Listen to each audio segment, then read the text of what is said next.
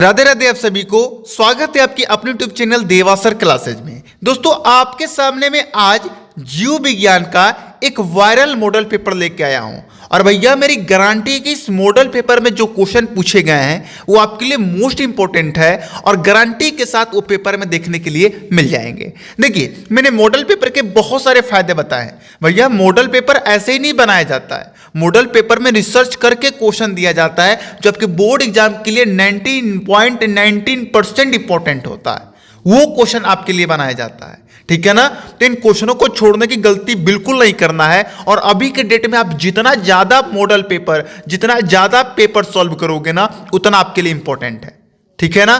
तो मैं आपसे यही कहूंगा कि क्वेश्चन आप तैयार करो, आप एग्जाम की तैयारी करो, इंपॉर्टेंट क्वेश्चन याद करो, लिखो, समझो, लेकिन साथ में मॉडल पेपर की तैयारी भी आपको लगातार करते रहना है।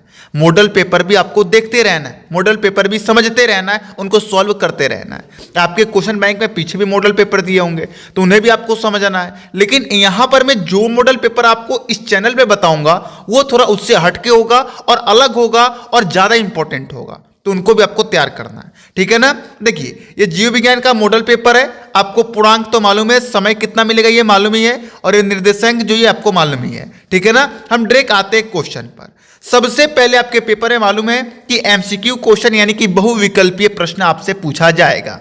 ठीक है ना। इसमें लिखा गया कि पहला में कि सही विकल्प चुनकर अपने उत्तर पुस्तिका में लिखिए।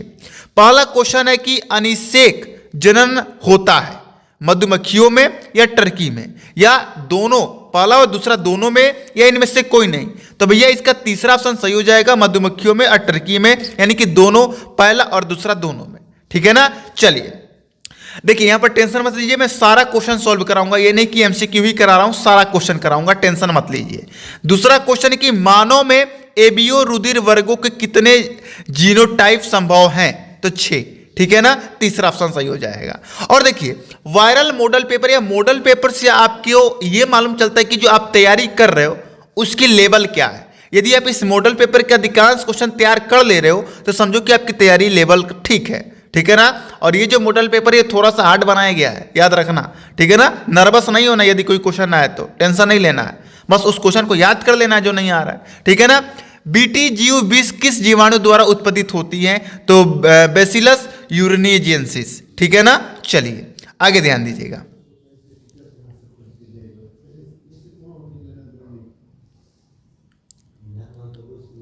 देखिए तीसरा क्वेश्चन है कि बीटी जीव विष किस जीवाणु द्वारा उत्पादित होती है, तो तीसरा बैसिलस के द्वारा। याद रखिएगा ये मोस्ट इंपॉर्टेंट क्वेश्चन आपके बोर्ड एग्जाम के लिए मेरे भाई, कोई भी क्वेश्चन छोड़ने लायक नहीं है अभी के डेट में, तो कोई भी नहीं। ऐसी पारंपरिक क्रिया जिसमें एक जाति को लाभ होता है और दूसरी को ना लाभ होता है ना हानि, उसे कहते हैं तो स्वभोजिता कहते हैं। इसका दूसरा ऑप्शन बिल्कुल सही हो जाएगा। ठीक है ना। चलिए अब आते हैं इसके निश्चित लघुत्तरीय क्वेश्चन पे।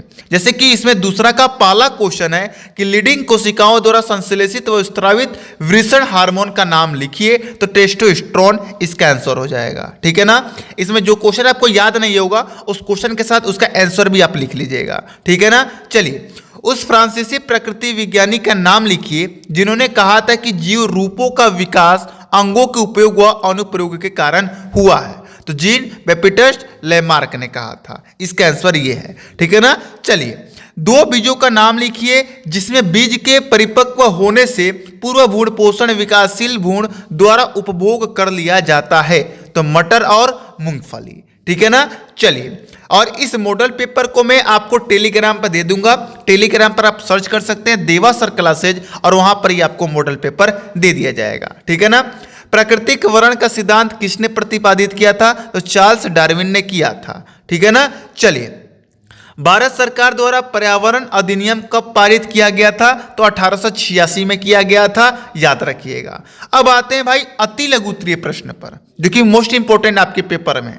पहला क्वेश्चन है कि स्वप्रभाविता को उपयुक्त उदाहरण सहित समझाइए, तो ध्यान दीजिएगा। स्वप्रभाविता वह स्थिति है जिसमें किसी जीव में दोनों अलील एक साथ अपना प्रभाव व्यक्त करते हैं। स्वप्रभाविता वह स्थिति है जिसमें किसी जीव में दोनों अलील एक साथ अपना प्रभाव क्या करते हैं, व्यक्त करते हैं, प्रस्तुत करते हैं। इसका उदाहरण ए बी रक्त समूह है, जहां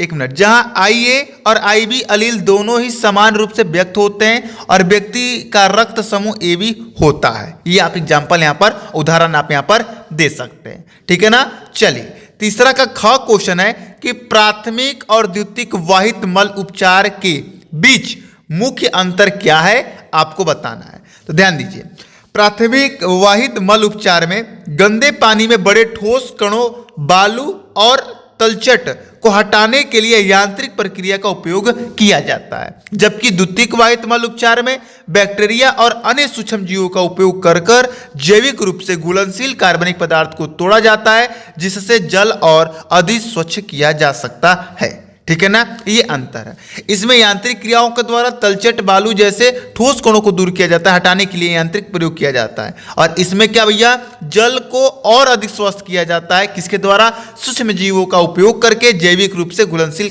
कार्बनिक पदार्थों से। चलिए अगला क्वेश्चन है ग नंबर, यदि एक समुद्री मछली को अलवण जल की जल जीवशाला में रखा जाता है तो क्या वह मछली जीवित रह पाएगी? तो आंसर है नहीं, समुद्री मछली अवलवण जल में जीवित नहीं रह पाएगी, क्योंकि उसका शरीर नमक की उच्च सांद्रता के लिए अनुकूलित होता है। ठीक है ना। अवलवण जल में रखे जाने पर मछली के शरीर में जल संतुलन गड़बड़ा जाता है, जिससे उसकी मृत्यु हो जाती है या हो सकती है। ठीक है ना। इसका आंसर बहुत मैंने आसान तरीके से लिखा हुआ है, तो इसका आप आंसर आराम से लिख सकते हैं। घर नंबर और अंगन नंबर क्वेश्चन आपको स्वयं कर लेना है, क्योंकि ये चित्र द्वारा, और चित्र आप खुद से बना लीजिएगा। वाटसन एवं क्रिक द्वारा प्रस्तुत किए गए द्विकुंडली DNA मॉडल का नामकृत चित्र बनाइए। ठीक है ना। मिलर के चिंगारी विमुक्त उपकरण का स्वच्छ नामकृत चित्र बनाइए, जो कि आप खुद कर लीजिएगा। अब आगे बढ़ते हैं मेरे भाई, आगे लघु त्रिक क्वेश्चन आता है और इनका थोड़ा आंसर बड़ा होता है, तो इनका आंसर मैं कॉपी पर, मतलब पेज पर लिख रहा हूं, और वो लिखने के बाद में उसका आंसर आपको तुरंत प्रस्तुत कर दूंगा, तुरंत आपको दे दूंगा। ठीक है ना। मैं क्वेश्चन पढ़ के बता देता हूं कौन कौन सा क्वेश्चन है, आप तैयार कर लीजिएगा। ठीक है ना। चलिए चौथा का पहला क्वेश्चन है कि त्रिशल्यन क्या है, यह कहां और कैसे संपन्न होता है, त्रिशल्यन में सम्मिलित न्यूक्लाई का नाम लिखिए, जो कि आप अपने उत्तर लिख सकते हैं। ख नंबर है कि निम्नलिखित में अंतर कीजिए तथा प्रत्येक का एक एक उदाहरण दीजिए। तो पहला है सवज व उपाचारित प्रतिरक्षा, दूसरा है सक्रिय एवं निष्क्रिय प्रतिरक्षा। ठीक है ना। चलिए ग नंबर है कि एक शिशु का रुधिर वर्ग O है, यदि पिता व माता का रुधिर वर्ग A और B है तो जनकों के जीनोटाइप और उनके अन्य संतति में जीनोटाइप पता कीजिए। इंपॉर्टेंट क्वेश्चन है मेरे भाई, छोड़िएगा मत, इन क्वेश्चन को जरूर कर लीजिएगा। जिन चिकित्सा क्या है, एडेनिसिन डीएमिनेज की कमी का उदाहरण देते हुए उसकी संक्षिप्त व्याख्या कीजिए, जो कि इंपॉर्टेंट है। ठीक है। सुकाणु जनन क्या है, सुकाणु जनन की प्रक्रिया संक्षिप्त में वर्णन कीजिए, जो कि बहुत आसान है और बहुत इंपॉर्टेंट है। चलिए दूसरा, पांचवा का ख है कि निम्नलिखित को उदाहरण सहित समझाइए। सप्रभाविता, अपूर्ण प्रभाविता, मोस्ट इंपॉर्टेंट दोनों है, तो दोनों को तैयार कर लेना है। याद रखिएगा ये दोनों अति लघु में पूछा जा सकता है। ठीक है ना। चलिए ग नंबर है कि जेल, ग नंबर है कि जेल इलेक्ट्रोफोरेसिस से आप क्या समझते हैं, जेल विद्युत का संचालन, जिसका आदि क्वेश्चन डबल पूछ सकता है या अलग पूछ सकता है कि जेल विद्युत का संचालन से आप क्या समझते हैं। ठीक है ना। DNA खंड पृथक्करण व विलयन की तकनीकी का संक्षेप में वर्णन कीजिए, ये एक ही में क्वेश्चन है। अगला क्वेश्चन है कि बायोगैस क्या है, एक प्रारूप बायोगैस संयंत्र का चित्र की सहायता से वर्णन कीजिए, याद कर लीजिएगा, बहुत इंपॉर्टेंट क्वेश्चन। अगला क्वेश्चन है 6 का क नंबर कि मलेरिया के रोगजनकता, लक्षण और बचाव के उपयोग लिखिए। परजीविता और स्वपकारिता, इसका संक्षिप्त टिप्पणी लिखना है। ठीक है ना। चलिए सूक्ष्म जीवों का प्रयोग रसायन उर्वरकों तथा पीड़कनाशियों के प्रयोग को कम करने के लिए भी किया जा सकता है, इस कथन को पुष्टि कीजिए। ठीक है ना। ग नंबर क्वेश्चन है कि प्रतिबंध एंजाइम क्या है, इनके कार्य लिखिए, ये इंपॉर्टेंट क्वेश्चन है। अगला आपसे लॉन्ग क्वेश्चन पूछा गया है कि मनुष्य के मादा जनन तंत्र का नामांकित चित्र की सहायता से वर्णन कीजिए, जो कि इंपॉर्टेंट है और ये आप क्लास 10वीं से पढ़ते आ रहे हैं। परागण क्या है, पुष्पी पौधों में होने वाले विभिन्न प्रकार के परागण का वर्णन कीजिए, जीवीय परागण क्रमकों के बारे में उल्लेख कीजिए। ठीक है ना। चलिए लिंग निर्धारण क्या है, जो कि इंपॉर्टेंट है। और भैया ये क्वेश्चन बहुत आसान है। लिंग निर्धारण क्या है, मानव तथा मधुमक्खी में लिंग निर्धारण की क्रियाविधि का वर्णन कीजिए। इंपॉर्टेंट है और बहुत आसान भी है, ठीक है ना। वंशागति को परिभाषित कीजिए। मेडल के स्वतंत्र अपयूहन के नियम का वर्णन कीजिए। अगला 9 नंबर क्वेश्चन देख लीजिए। 9 नंबर क्वेश्चन है कि पारिस्थितिक पिरामिड क्या है, संख्या अथवा व्यवहार की सूची स्तंभों का उदाहरण सहित वर्णन कीजिए। या अथवा करके क्वेश्चन दिया गया है कि जैव विविधता से आप क्या समझते हैं, जैव विविधता की क्षति से क्या कारण है, जैव विविधता संचरण को 2 विधियों को समझाइए। तो इन क्वेश्चनों को आप तैयार कर लीजिएगा और इन लॉन्ग क्वेश्चनों का मैं आंसर कॉपी में लिखकर आपको मैं जल्द से जल्द प्रोवाइड करा दूंगा, ठीक है ना। आज का ये पेपर आपको कैसा लगा, इस पेपर को मैं टेलीग्राम में दे दूंगा तो आप वहां पर ले सकते हैं। चलिए मिलते हैं कल एक न्यू वीडियो के साथ, तब तक के लिए मुझे इजाजत दीजिए। जय हिंद, जय भारत।